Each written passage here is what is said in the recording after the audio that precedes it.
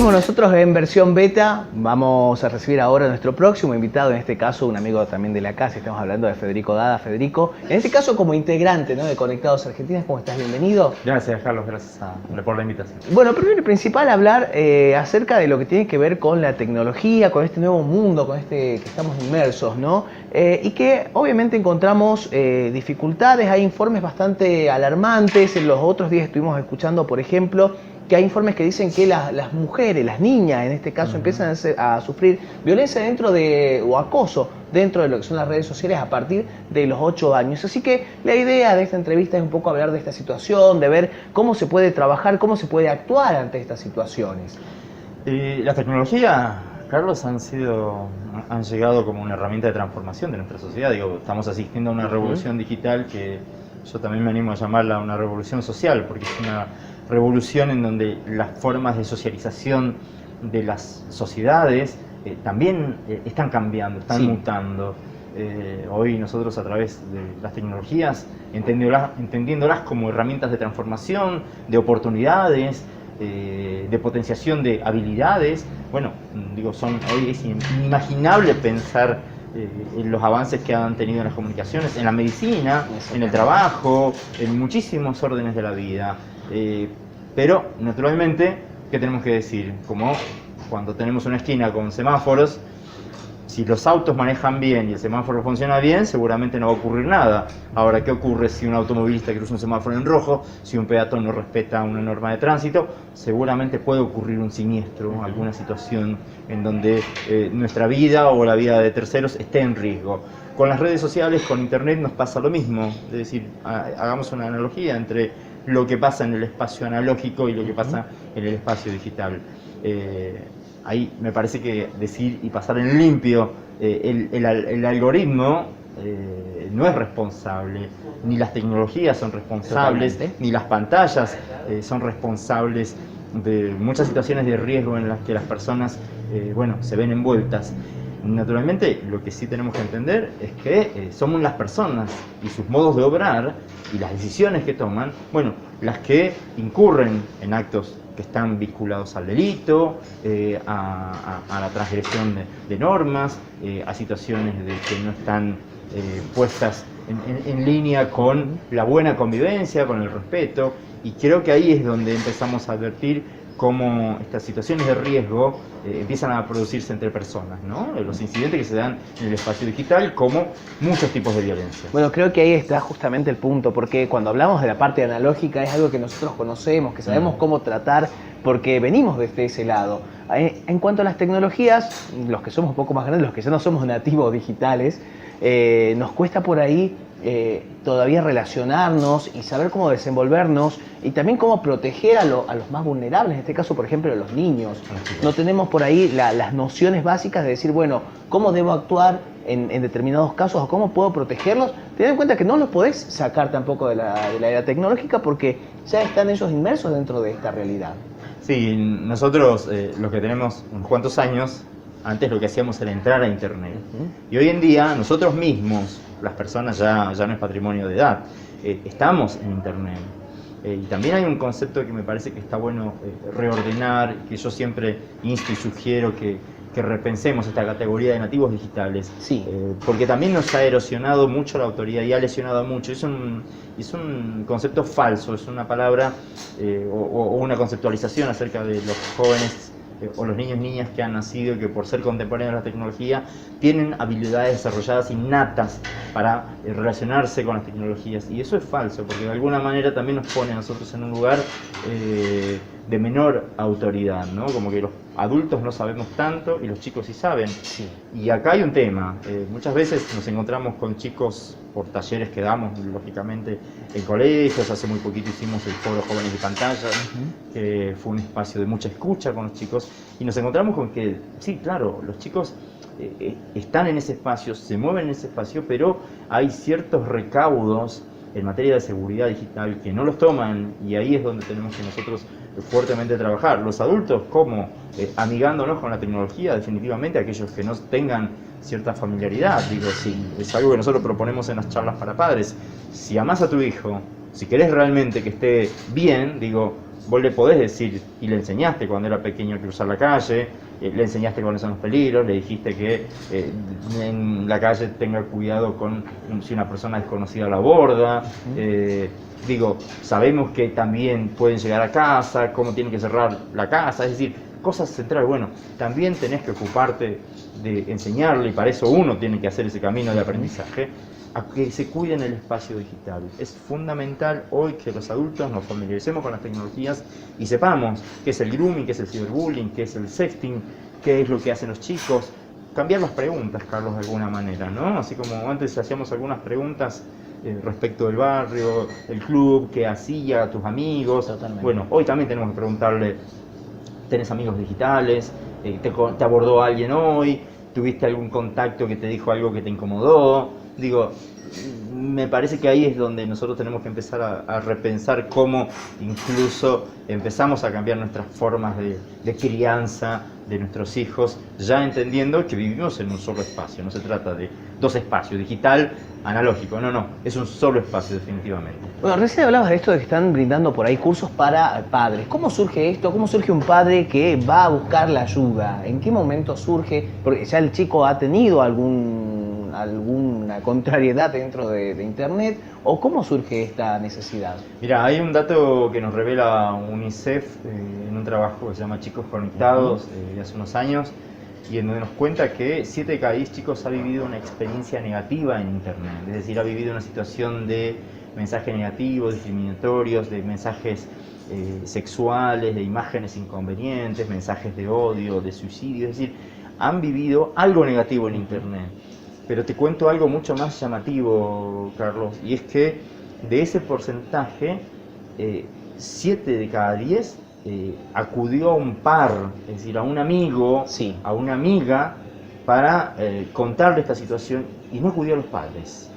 Es decir, el porcentual es muy bajo. Y yo cuando le cuento esto a los papás, a las mamás, a muchos abuelos, digo, a los adultos de referencia en estos encuentros, bueno, advertimos que hay una brecha que ya se da, no tanto en el acceso a la tecnología, como se señalaba antes, la brecha digital. Lo que hoy existe es una brecha que fundamentalmente se asienta en una desvinculación muchas veces entre los padres y los chicos, porque hay un puente de confianza y un puente de diálogo que muchas veces uno no encuentra. En este foro que hicimos la semana pasada, nos encontramos con que hubo muchos chicos que, por ejemplo, señalaban esto: no le cuento determinadas cosas a mi papá porque me va a quitar el celular. Y esto tiene que ver no con que, sin ponernos a juzgar si está bien o mal la decisión, sino como cómo generar un puente de diálogo con tu hijo. Cuando viene y te dice: papá, alguien me dijo algo que me incomodó. ¿Y sabes qué? Bueno, ahí es donde te propongo, cuando te decía recién, bueno, ¿cómo repensamos la crianza? ¿Vamos al castigo, a lo punitivo, o bajamos un cambio como padres, nos estacionamos en la banquina y empezamos a construir puentes de amor, puentes de vínculos afectuosos, desde el respeto, para entender, sin recriminar, porque en definitiva si a tu hijo le pasa eso, es víctima? Pero también nos pasó el testimonio de un chico que reconoció que había sido parte de una cadena de ciberbullying cometido contra una par, por ejemplo, un par, en este caso, que tenía que ver por cuestiones de orientación sexual, pero tuvo el valor este chico de 15 años, de un colegio de Salta, en decir: yo hice eso. Y esto es algo que les costaba con mucha dificultad hablar con los padres y hablar en casa. Y ahí es donde creo que tenemos que pensar, digo, ¿cómo? Es difícil, Carlos. Nos encontramos con situaciones muy diversas, donde hay padres que llegan preocupados por una situación que han vivido, pero también hay que reconocer que hay muchos padres que miran con cierta distancia y con cierto desdén lo que sus hijos e hijas hacen en Internet, y eso nos preocupa mucho más, porque eso también habla de cierta indiferencia en la crianza y poco compromiso y poco involucramiento en la crianza. Y si hay algo que nosotros venimos trabajando fuertemente es en cómo poder sensibilizar a la comunidad, actores diversos, digo, la salud, desde espacios que trabajamos con agentes en el ministerio, con capacitaciones para UNICEF, con acciones para colegios, para padres, para chicos, para docentes, es decir, para un conjunto de actores de la sociedad civil. Pero en definitiva, pensando en cómo no dejamos a los chicos solos en el espacio digital y cómo ya no es la enseñanza la única herramienta, sino el acompañamiento, que es crucial. Y para acompañar a los chicos lo que tenemos que hacer es estar informados y saber cómo. Recién hablabas de este caso de bullying que había confesado este chico de 15 años.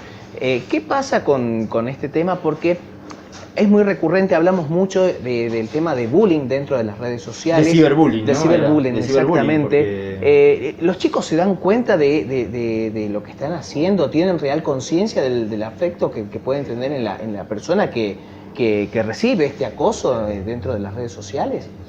Nosotros tenemos, mira, me voy un paso atrás. Sí.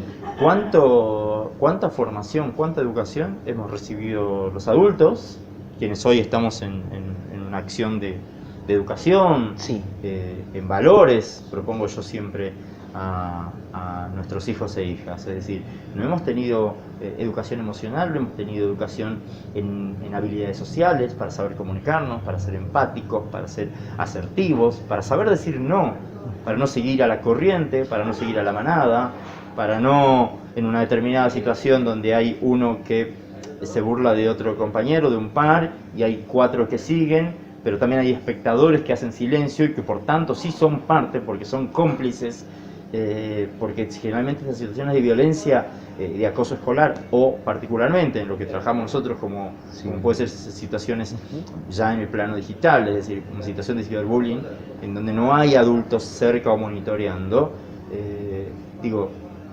son hijos de padres que no han tenido una educación en este sentido, como yo. No nos han enseñado a aceptar el llanto o la tristeza, no nos han enseñado a manejar nuestro enojo, a cómo hacer una gestión de la diferencia que tenemos, y me parece que hay un gran déficit en el sistema educativo, que también debería estar puesto en las agendas de infancias en términos de políticas públicas, porque nosotros podemos enseñarle muy bien a nuestros estudiantes a partir de los 5 o 6 años, no sé, las capitales de los países de Latinoamérica, del mundo, la altura que tiene el Everest o la Aconcagua, pero no les enseñamos a cómo gestionar una emoción o un conflicto ante el rechazo de un par, por ejemplo. Y creo que una de las cuestiones centrales en este pendiente es eso, en cómo somos los adultos y quienes toman decisiones, sustancialmente actores de cambio para poder incidir en estas agendas que uno entiende son mucho más importantes, porque las situaciones que se han dado en términos de violencias en el espacio digital, como en situaciones como esta, tienen que ver con chicos y chicas que no han sabido o no saben gestionar situaciones, y nosotros en este foro que hacíamos en Jóvenes y Pantallas, bueno, tenía que ver con poder conversar esto y poder hablar y tener nociones centrales de empatía para no reenviar mensajes negativos, porque claro, a mí me llega algo, me parece gracioso y lo reenvío sin pensar mucho en que estoy hiriendo, dañando a otra persona, que esa persona siente, que tiene emociones, que se puede poner triste, que eso la puede lastimar y mucho. Claro, cuando los chicos advierten todo esto, cuando uno amorosamente trabaja la empatía, le empieza a inculcar esta idea de que en realidad quien está al lado es tu par, más allá de su mirada, de su orientación, de su percepción del mundo, todo esto, de que somos todos diferentes. Bueno, ahí es donde empieza a cambiar, creo, esta mirada que los mismos chicos tienen respecto de sus pares y de cómo poder ser mejores personas en el espacio digital. Bueno, entiendo entonces que estarías a favor de lo que se está planteando actualmente dentro de los cambios que se propone para educación, que es la parte de educación emocional. No sabemos muy bien cómo se abordaría, porque la verdad es que yo desconozco mucho del tema, pero se está planteando justamente esta necesidad también, desde diferentes ámbitos. Sí, nosotros particularmente a fines del año pasado tuvimos una reunión con la ministra de Educación, y no puntualmente sobre educación emocional, que es algo que nosotros, si bien venimos trabajando en una línea dentro de Conectados Argentina, venimos planteando con énfasis que el sistema educativo, la currícula educativa merece y amerita ya una reforma, contenidos actualizados que tengan que ver con la educación emocional, la gestión de habilidades sociales y la ciudadanía digital. por caso, que es una competencia específica que tenemos en nuestra temática de trabajo, porque hoy en día las personas, y esto lo reconocen también los adolescentes, los padres, todos, digo, en definitiva todas, que gestionamos mucha parte de nuestra vida en el espacio digital. Sí. Digo, hoy, nada, hablamos con un familiar que está lejos, preguntamos, no sé, hablamos con nuestra madre por videollamada, nuestros hijos también se comunican con familiares a distancia, pagamos impuestos, compramos, no sé, pasajes, hacemos una infinidad de cosas a través de un dispositivo, de internet.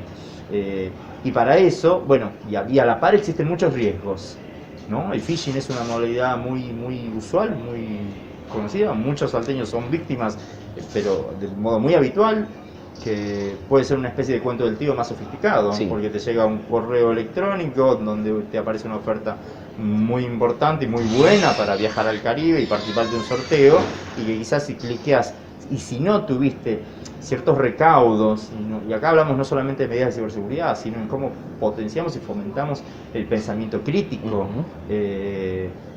podés ser víctima de un engaño, y ese engaño te puede llevar a que te tomen toda la información de tu computadora, si es del trabajo, si es personal, y si tenés fotos íntimas, bueno, en que seas víctima de una red, a que gestiones también de modo sensato, digo yo. Nosotros pensamos también en situaciones vinculadas a la pornografía infantil, Sí. porque hay una gran cantidad de padres que suben en forma indiscriminada fotos de sus hijos e hijas, quizá en la pileta, en el verano, el río, en la bañera, y que son inconvenientes y que no deben ser subidas, y esto se llama... hay situaciones que tienen que ver con una exposición alta de los chicos en donde se lesionan sus derechos, Sí. porque nadie le está preguntando a un niño pequeño si puede ser subida esa imagen.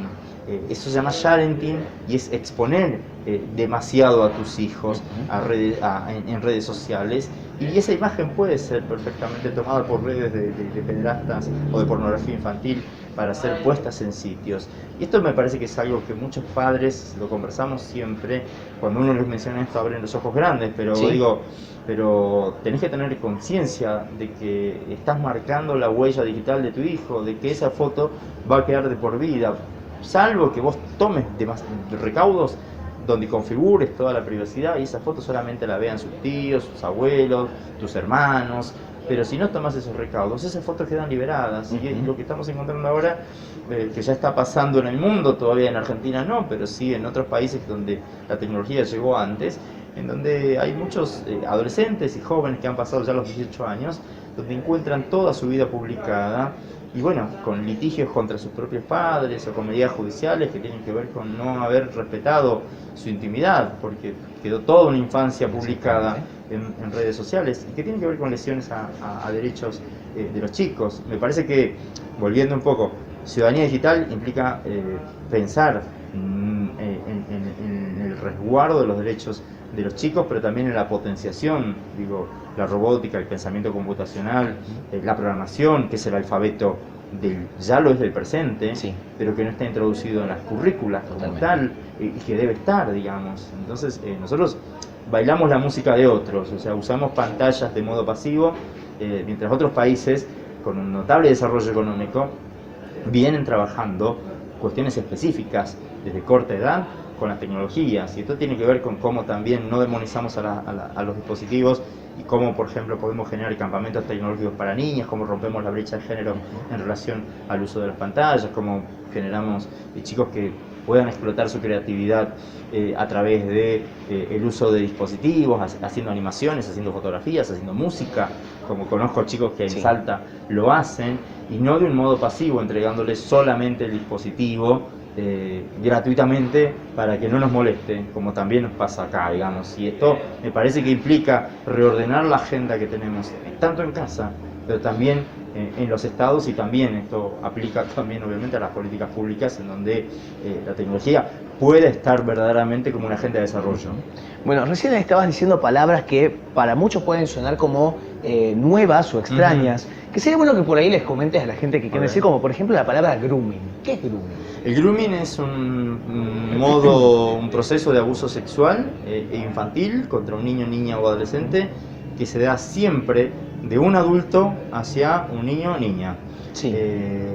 Donde ese adulto falsea su identidad, gana la confianza, se hace pasar por un par de la misma edad, es una persona absolutamente sana, pero con una mente muy inteligente para poder, es un pederasta digital, porque bajo engaños consigue conquistar la confianza de ese niño o niña, introducir en algún momento, pues esto puede durar meses, puede durar un tiempo, gana la confianza, siendo un falso amigo o amiga de ese niño o niña, y a partir de allí introduce contenido sexual en la charla, introduce fotografías de índole sexual y empieza a pedir al niño o niña que le envíe una foto similar, con alguna parte desnuda de su cuerpo, y esto puede derivar, ahí se produce el grooming, en una situación en donde ese niño o niña es engañado y luego es chantajeado para que envíe más fotos o videos, y puede llegar hasta una situación de abuso sexual presencial, porque ese adulto puede pedirle bajo engaños que también lógicamente pueda concurrir a un encuentro personal, lo cual es gravísimo. En Salta tenemos casos muy tristes, digamos, recientes, de los últimos años, de jovencitas, de nenas de 13, 14 años que asistieron a encuentros después de ser engañadas, después de enviar fotos personales o íntimas, y concluyeron esos encuentros en abusos sexuales contra esas nenas. O el caso de Micaela Ortega en Bahía Blanca, que terminó en un femicidio. Exactamente. Porque era una nena de 12 que quería irse a encontrar con una amiguita de 12 que había conocido por internet, y resultó que era un hombre de 26 años, y terminó en un femicidio porque ella se resistió a ese abuso. Otro de los términos que utilizaste fue sexting. ¿Qué es el sexting?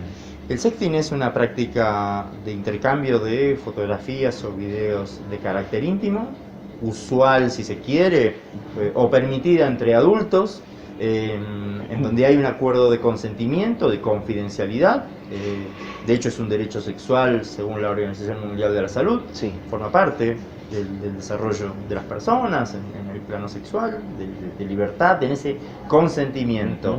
¿Qué ocurre? Estamos registrando que hay prácticas que se están dando en Argentina vinculadas a menores de edad, a chicos y chicas ya que tienen redes sociales, que socializan. Después de los 12 años los chicos tienen una necesidad de socializar, de encontrarse en redes sociales. Quizá cuando son más chiquitos, por abajo de los 9, juegan, pero ahora por arriba de los 10 no se sugiere que los chicos tengan redes sociales, pero están en redes sociales, sus padres habilitan, muchas veces sin diálogo, y esto es algo que está bueno que lo conversen en casa con los chicos, y si podemos retrasar eso mucho más. Pero el sexting, en definitiva, es una práctica que sí está ocurriendo con chicos y chicas menores de edad, intercambiar fotos íntimas. Ahora, hablemos de esto en casa, es algo que nosotros siempre le proponemos a los chicos. Ojo cómo reenvías, a quién envías esa foto. Ojo, si te llega algo no lo reenvíes. Si lo vas a hacer, ¿es con alguien de fiar o es alguien que conoces hace muy poco?